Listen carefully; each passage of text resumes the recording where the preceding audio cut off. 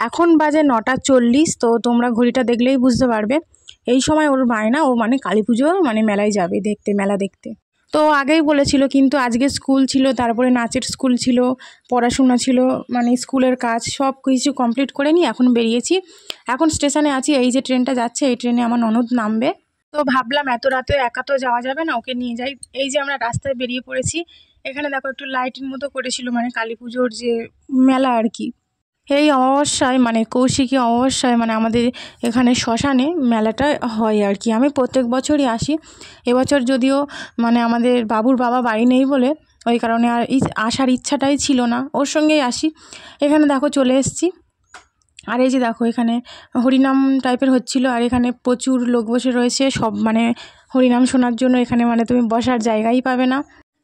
আমি এক সাইডে দাঁড়ানোর চেষ্টা করছিলাম, আমার বাবু যাবে ওর ঠাকমাকে বাতি দিতে। তো ওইদিকে আমি যাব না, ওটা শ্মশানের ওইদিকে ওর দাদুর সঙ্গে যাবে। যাই হোক, আর তারপরে দেখো এখানে আমি দাঁড়িয়েছিলাম কিছুক্ষণ, মানে ওদের আসার অপেক্ষা করছিলাম। তারপরে মন্দিরের ওইদিকে যাব, আর মন্দিরের এইদিকে চলে এসেছি।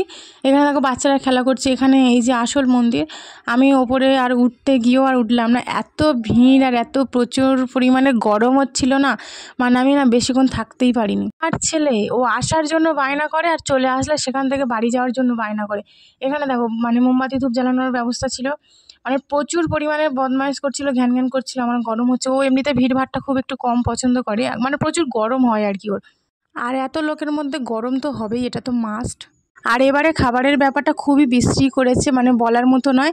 আগেরবারে চেয়ার টেবিল করেছিল, মানে যে যার মতো থালায় করে নিয়ে হাতে করে তুলে বা যেখানে সেখানে নিয়ে খাচ্ছে, একদম বিচ্ছিরি ব্যাপার। তো এই অবধি, টাটা।